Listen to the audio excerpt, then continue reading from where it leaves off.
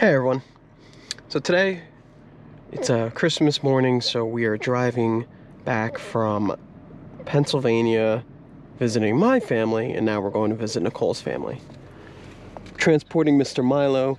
This is going to be a short road trip impressions in the Mazda CX-90. We just filled up the car with regular gas, about $3 a gallon. Took about 13 had about 80 miles left, and now we're at 390 miles on a full tank. This car averages about 26.2 MPG, which is a combination of, I would say, mostly city driving. Nicole uses this as her daily driver, going to work, but we use it a little bit on the weekend. I'd say that's pretty good cruising range. This has Mazda's 3-liter inline 6 with a mild hybrid 48-volt system, makes about 280 horsepower, I think 320 pounds-feet of torque. I'll throw the MPG numbers for city and highway, but this is what we're getting real world. Yeah, so let's set off.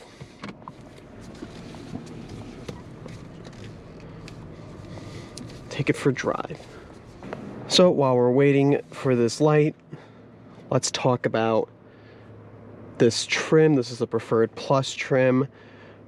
It's kind of the mid trim for the non-Turbo S model. The Turbo S includes a more higher horsepower inline 6. We just had the base 280 horsepower.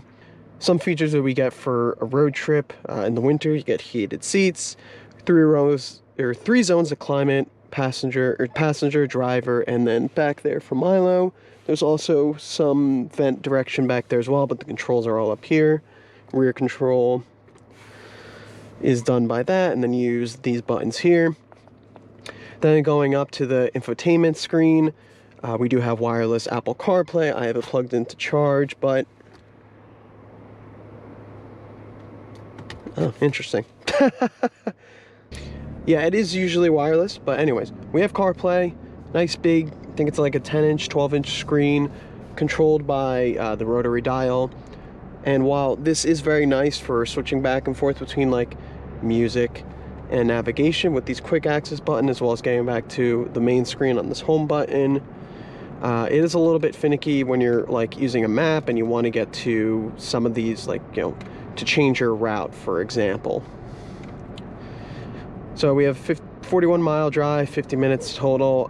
Some back roads that aren't super fast highways, but we will have some lights as well. So a good mix of a long drive, you know, maybe like a long commute equivalent. So that is nice. In terms of these seats, they're power adjustment. Got 2-way lumbar, so you can get a little bit extra back support as you're sitting in the car longer.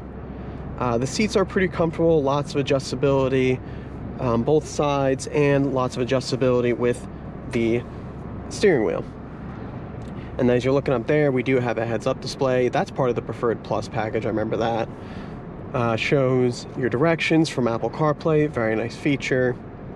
And then we also got speed and a display for adaptive cruise control. So when I turn that on, which we'll talk about now, adaptive cruise control, turn on here, and then you hit set like most cruise control systems, and you get a green indication. It'll show you when a car is in front of you. You can go up 1 mile per hour, down 1 mile per hour increments, and then hold for 5, like most systems.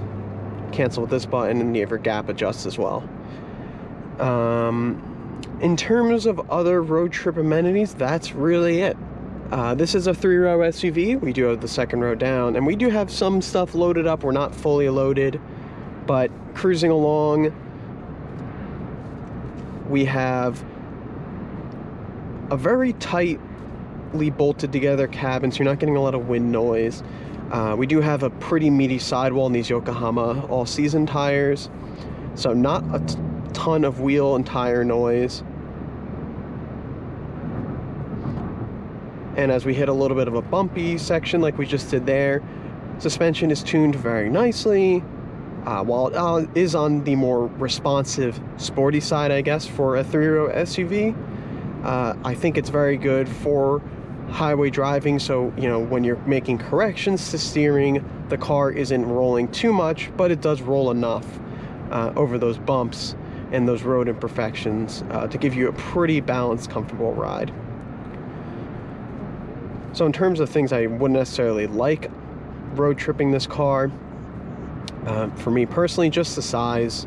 I have been getting used to it because we've been driving it a lot recently, but I'm just not as comfortable as most are in these larger cars. But I do think with this steering as well as the suspension, it has a good weight to it, but it's not too heavy that it's uncomfortable to drive. But it gives you a little bit better control, and the suspension keeps the size in check a little bit better. Considering we don't have adaptive suspension, we don't have air suspension, we don't have rear steer, active sway bars, some things you would see in a high performance SUV that cost 40, 50 grand more. That would kind of tighten up the ride, but this is a nice cruiser for sure.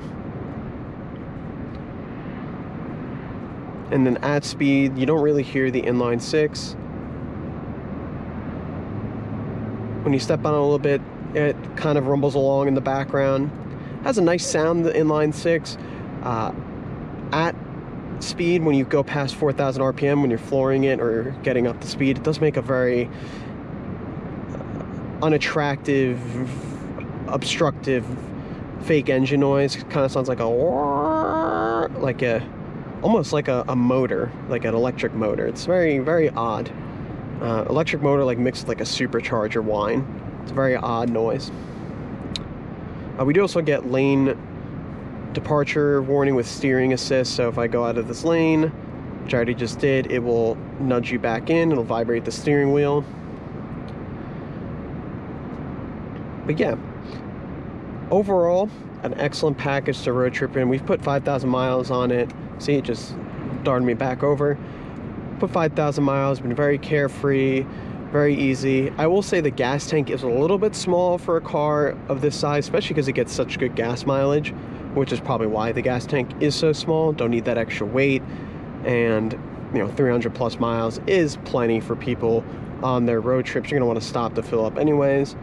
But it would be nice just because we do make so many trips between New Jersey and Pennsylvania. And obviously this cabin is a nice place to be. Materials are good. Lots of soft materials where you'd rest your arms for and to get in a different position, especially over here on the door. Nice soft leather. Same on the armrest. And as we're braking for this roundabout, we'll give this guy a yield.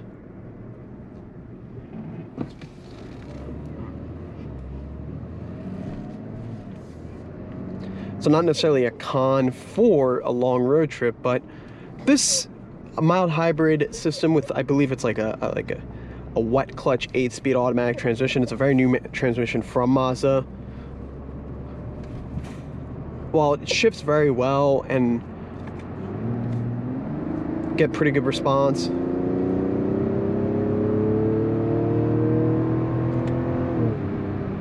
yeah, it's a very good transmission. It's just a little jerky at lower speeds.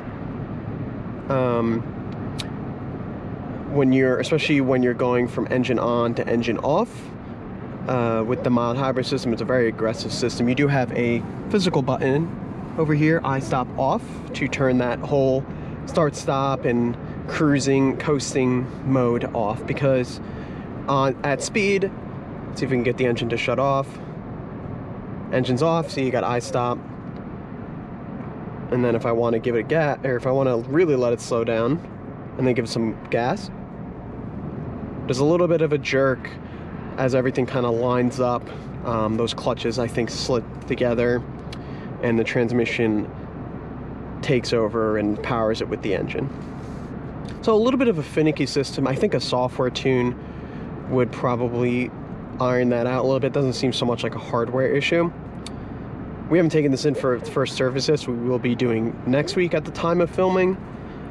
Maybe they'll do some software updates in addition to the oil change, just an overall inspection.